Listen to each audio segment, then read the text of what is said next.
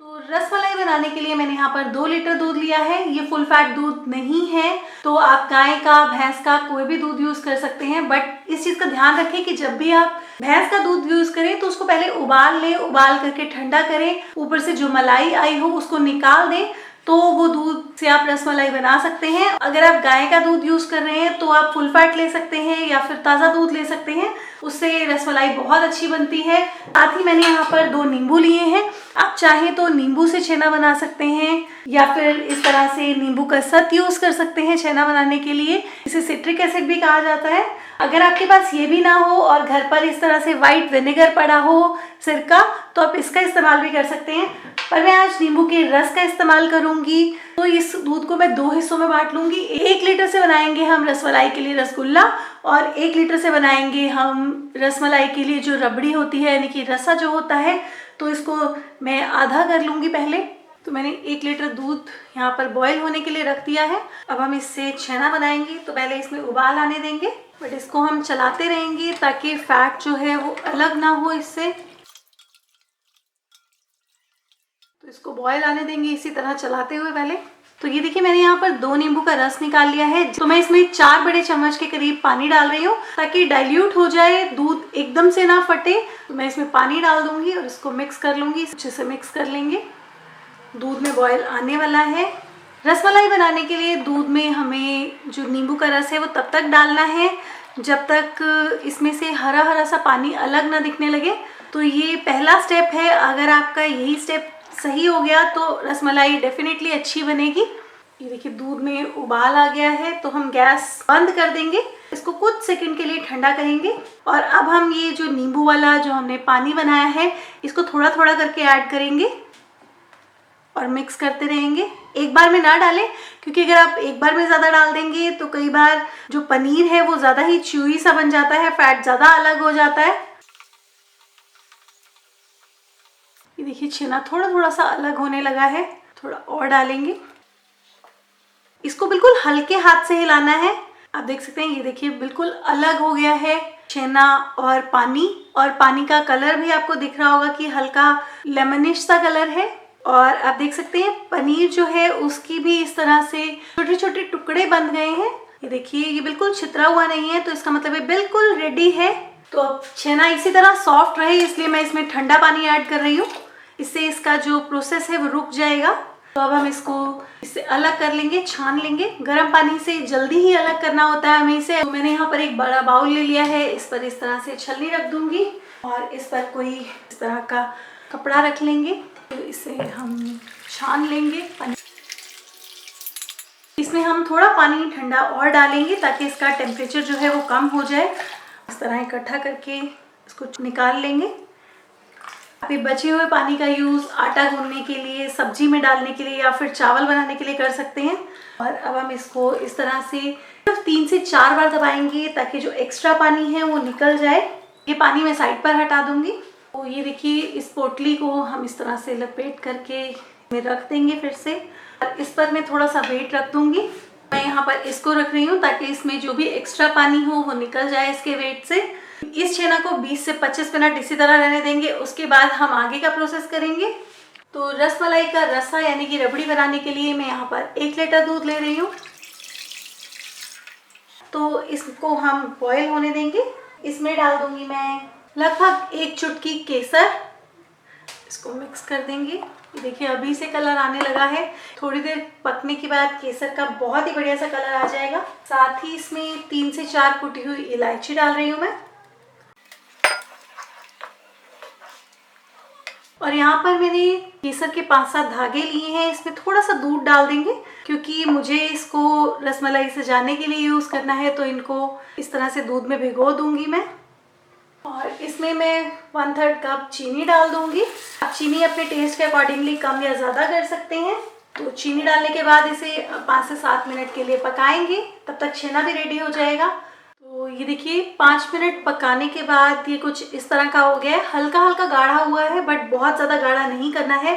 तो मैं गैस बंद कर दूंगी। इसमें केसर और इलायची का पूरा फ्लेवर आ चुका है। अगर आपके पास केसर ना हो तो आप कोई कलर यूज़ कर सकते हैं। तो मैं गैस को बंद कर दूंगी और इसे ठंडा होने के लिए साइड पर रख दूंगी। अब हम स्पॉन्जी रसगुल्ला बना लेंगे। तो ये देखिए इसे 20 मिनट्स हो चुके हैं रेस्ट करते हुए, और इसका वेट हटा देंगे। और ये देखिए इसमें से अभी भी थोड़ा एक्स्ट्रा पानी निकला है और इसमें मॉइस्चर अभी भी बरकरार है, तो हम इसे निकाल लेंगे प्लेट में। ये देखिए चना अभी भी बिल्कुल मॉइस्ट है, ये देखिए। तो अब हम इसको अच्छे से मसलेंगे। मैंने यहाँ पर एक चॉपिंग बोर्ड ले लिया है, इसको हम इस तरह से तोड़ लेंगे। देखिए यहाँ पर बिल्कुल हल्का हल्का मॉइस्चर है, इसी तरह का मॉइस्चर होना चाहिए इसमें। अगर ज़्यादा मॉइस्चर होगा तो रसमलाई पानी में जाते ही फट जाएगी। तो अगर आपको ये ज़्यादा गीला फील हो रहा है इस तरह टच करने से, तो इसका मतलब आपको इसमें से मॉइस्चर निकालना है। तो उसके लिए आप कोई भी कॉटन के कपड़े से इस तरह से दबा करके मॉइस्चर निकाल सकते हैं, या फिर आप टिश्यू पेपर का यूज़ कर सकते हैं। तो अब मैं इसको मसल लूँगी। इसको मसलने के लिए हम हथेली के इस पार्ट का यूज़ करेंगे। तो इसको इस तरह से हम रब करते हुए बिल्कुल स्मूथ कर लेंगे। अगर आपको किसी भी स्टेज पर लगे कि छेना ज़्यादा ड्राई हो गया है, तो आप इसमें कुछ बूंदे पानी की इस तरह से छींटे लगा लें और उसके बाद इसको मैश करें, तो ये बिल्कुल भी ड्राई नहीं लगेगा। इसको ये रब करने का प्रोसेस बहुत ज़रूरी है।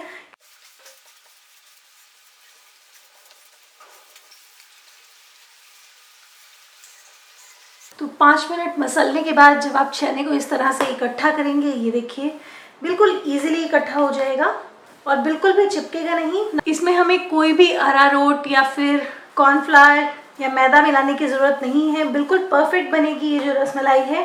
देखिए हाथ पर हल्का हल्का फैट भी रिलीज होने लगा है, इसका मतलब ये बिल्कुल रेडी है। इस तरह से मैं लॉग बना लूँगी। तो इसकी इक्वल साइज़ की बॉल्स कट कर लेंगे। तो हम इससे एक पेड़ी लेंगे और इससे रसमलाई बना लेंगे। उसके लिए सबसे पहले इसको अच्छे से प्रेस कर लेंगे और उसके बाद इसको इस तरह से हल्का सा प्रेस करके रसमलाई का शेप देंगे। ये देखिए इस तरह से कोशिश करेंगे कि इसमें क्रैक्स ना हो।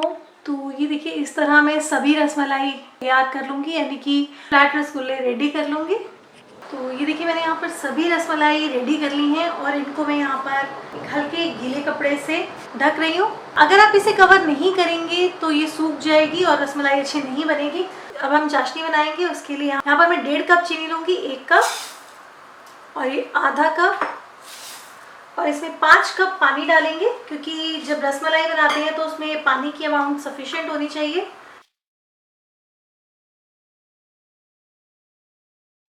चीनी को हम घोल लेंगे अच्छे से और तब तक पकाएंगे जब तक कि इसमें उबाल ना आने लगे। तो चीनी को घुल जाने देंगे।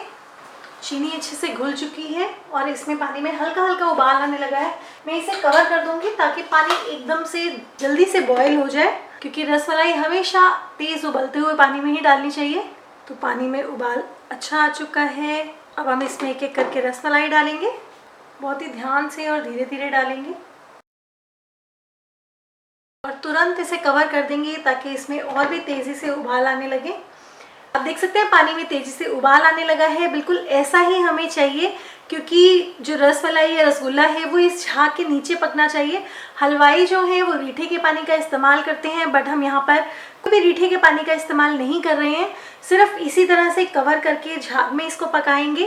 गैस का फ्लेम बिल्कुल हाई है, इसको कम नहीं करना है।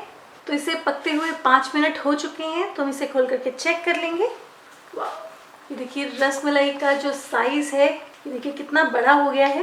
आप देख सकते हैं कितनी बढ़िया दिख रही है रसमलाई जो है। इसको हल्का सा हम तरह से हिला देंगे। ये देखिए साइज़ में कितनी फ्लफी हो चुकी है। तो इसको इसी तरह से पकने देंगे कवर करके। रसमलाई का एक बैच कुक होने में लगभग 10 मिनट का समय लग जाता है, तो इसको 3-4 मिनट के लिए और पकने देंगे। अगर आपको लगे कि चाशनी गाढ़ी हो गई है तो आप इसमें पानी ऐड कर सकते हैं, गर्म पानी, ताकि इसका जो बॉयल है वो बिल्कुल भी ना रुके। तो इसको इसी तरह पकने देंगे। तो इसे 5 मिनट और हो चुके हैं पकते हुए, तो लगभग 10 मिनट हो चुके हैं। तो हम इसे खोल करके चेक कर लेंगे। आप देखिए कि झाग इसी तरह बना रहना चाहिए पूरा टाइम। और ये देखिए अब हम इसे चेक कर लेंगे। गैस का फ्लेम लो कर दूंगी। ये देखिए कितनी बढ़िया से रसमलाई जो है वो कुक हो चुकी है। देखिए कितनी सॉफ्ट है। आप साइज़ देख सकते हैं किस तरह का हो गया है।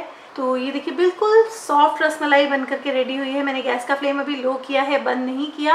ये देखिए पास से देखने पर आपको पता लगेगा। ये देखिए बिल्कुल बाजार जैसी रसमलाई दिख रही है और ये देखिए कितनी सॉफ्ट, कितनी स्पॉन्जी है, बहुत ज़्यादा स्पॉन्जी है।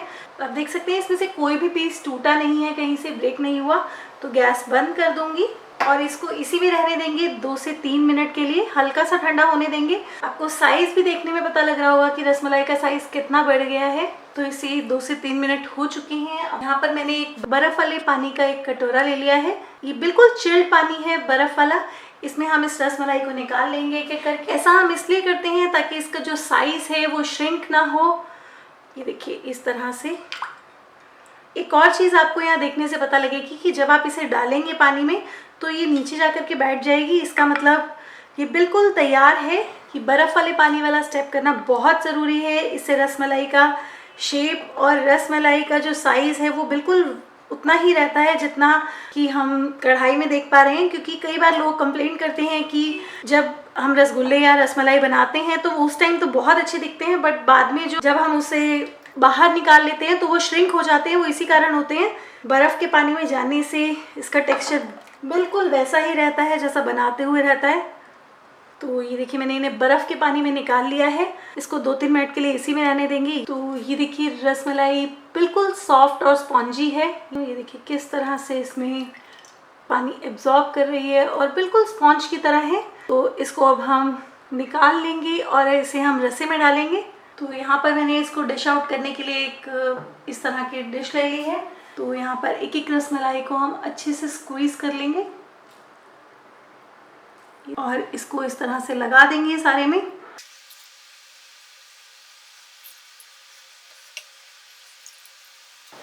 तो अब हम इसमें ये ठंडा किया हुआ रसमलाई का जो रस हमने बनाया है वो डाल देंगे। इनको अच्छे से डिप कर देंगे। आप देख सकते हैं रसमलाई किस तरह से फ्लोट कर रही है। जैसे ही ये रस को एब्जॉर्ब करेगी नीचे बैठ जाएगी और रस खुद ब खुद कम हो जाएगा। तब तक हम थोड़े से ड्राई फ्रूट चॉप कर लेते हैं और इसको फ्रिज में थोड़ा सा ठंडा कर लेती हूँ मैं। देखिए आपको देखने से पता लग रहा होगा कि रसमलाई का साइज़ जो है वो इंक्रीज़ हो गया है और इसने काफ़ी रसा एब्जॉर्ब कर लिया है। मैं इसमें थोड़ा सा रोज़ वाटर डाल दूँगी, इससे और भी अच्छे खुशबू और फ्लेवर आएगा। तो ये देखिए मैं आपको एक रसमलाई जो है वो दिखाती हूँ कि कितनी स्पॉन्जी बनी है रसमलाई। रैंडमली कोई भी रसमलाई लेंगे, देखिए कितनी रस से भरी हुई है।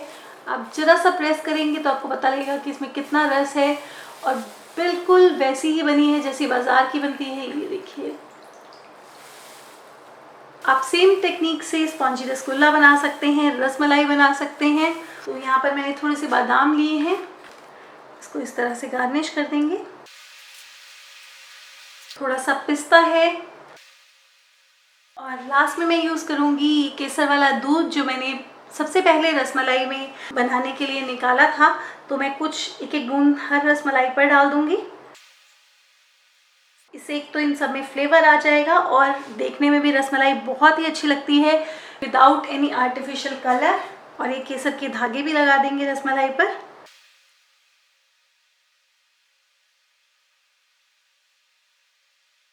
तो हमारी रसमलाई बन करके बिल्कुल रेडी है। तो मैं एक पीस आपको सर्व करके दिखाती हूँ।